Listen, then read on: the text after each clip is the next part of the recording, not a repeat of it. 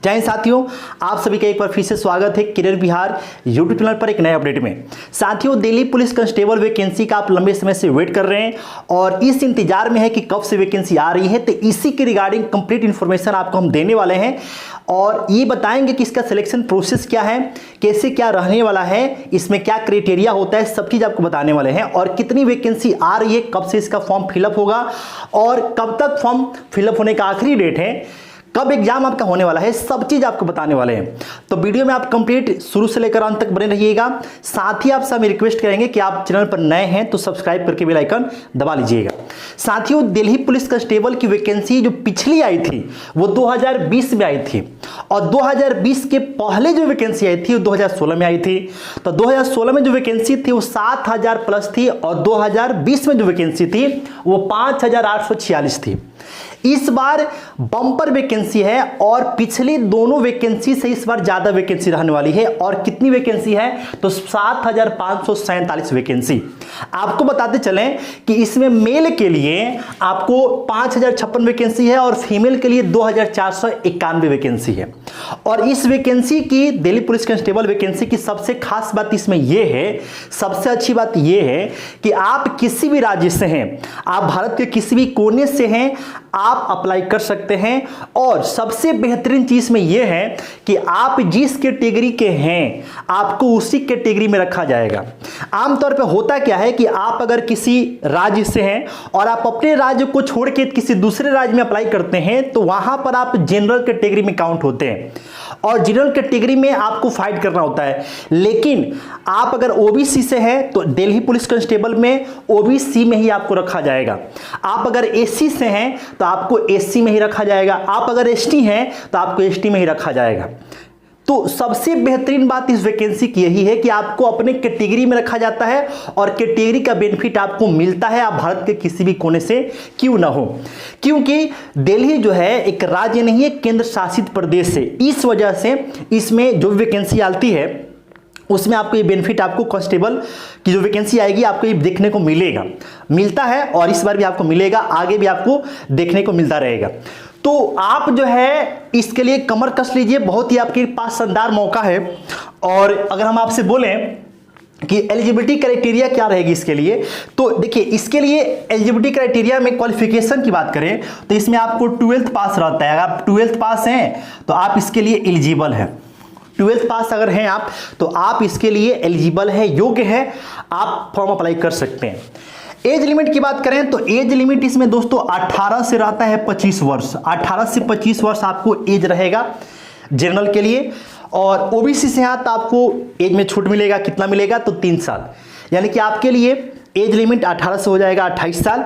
SC ST वालों के लिए एज में 5 वर्ष का छूट मिलता है, यानी कि एससी एसटी वालों को एज लिमिट हो जाएगा 18 से 30 वर्ष, 18 से 30 वर्ष हो जाएगा, ठीक है। और सबसे इंपॉर्टेंट बात आपको बताते चले दोस्तों, सबसे इंपॉर्टेंट बात इस वैकेंसी की है कि इसमें ड्राइविंग लाइसेंस आपको चाहिए। आपके पास अगर ड्राइविंग लाइसेंस नहीं है तो आप इसके लिए अप्लाई नहीं कर पाएंगे। और ड्राइविंग लाइसेंस किसके लिए अनिवार्य है तो मेल कैंडिडेट के लिए।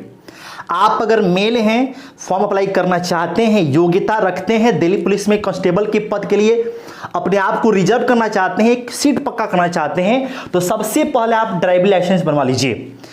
ड्राइविंग लाइसेंस आपको बनाना है लाइट मोटर व्हीकल्स का। 2 व्हीलर का बना ले, 4 व्हीलर का हो जाएगा तो और अच्छा है, लेकिन कम से कम आपके पास 2 व्हीलर व्हीकल का ड्राइविंग लाइसेंस होना चाहिए तो ही आप फॉर्म अप्लाई कर सकते हैं। इसमें आपको ड्राइविंग लाइसेंस मस्ट है, अनिवार्य है, लेकिन किसके लिए, मेल के लिए। फीमेल को ड्राइविंग लाइसेंस की कोई आवश्यकता नहीं है। क्लियर दोस्तों, तो ये आपको एलिजिबिलिटी क्राइटेरिया है। अब आपको हम बताते चले इसमें सिलेक्शन प्रोसेस क्या होता है। तो सिलेक्शन प्रोसेस में देखिए बड़ा ही सिंपल है। रिटन टेस्ट आपका होगा। रिटन टेस्ट में आपका कैसे क्या पूछा जाएगा, ये ऑफलाइन होगा कि ऑनलाइन होगा आगे हम बताएंगे आपको, लेकिन पहले आपका रिटेन होगा। रिटेन के बाद से आपका फिजिकल होता है। फिजिकल में आपका 2 फेज होता है। एक तो आपका हाइट मेजर किया जाएगा, उसके बाद से आपका जो है चेस्ट मेजर किया जाएगा, उसके बाद से जो आपको जो है दौड़ाया जाएगा। दौड़ना होता है, रनिंग भी होता है, आपको सब हम बताएंगे। क्लियर, तो पहले आपका रिटेन होगा, रिटेन के बाद से आपका फिजिकल होगा और देन डॉक्यूमेंट्स वेरिफिकेशन डीवी, साथ में आपका ये मेडिकल होता है। तो बड़ा ही सिंपल सा प्रोसेस है। आइए इसको समझते हैं। तो जो रिटन एग्जाम होता है दोस्तों वो ऑनलाइन होता है, कंप्यूटर बेस्ड टेस्ट होता है और इसमें जो है 100 क्वेश्चन पूछे जाएंगे। एक क्वेश्चन 1 नंबर का होगा, 100 मार्क्स का पेपर होगा, 90 मिनट टाइम मिलता है क्वेश्चन को बनाने के लिए, 90 मिनट समय मिलेगा। निगेटिव मार्किंग 1/4 का होता है, यानी कि 0.25 नंबर एक गलती पर आपके काट लिए जाएंगे। क्लियर? क्या क्या आपसे पूछेगा, तो इसमें आपसे सबसे अच्छी बात है कि इंग्लिश नहीं पूछता है। तो आप अगर इंग्लिश में कमजोर हैं, आपको अगर इंग्लिश में प्रॉब्लम है, समस्या है, आपको अगर इंग्लिश से डर लगता है, आप इंग्लिश में अच्छे नहीं हैं, कोई दिक्कत नहीं है, ये वैकेंसी आपके लिए है। 12th पास योग्यता है, इंग्लिश की कोई झंझट नहीं है। आप अगर एलिजिबल हैं तो इससे बेहतरीन वैकेंसी आपको फिर नहीं मिलेगी।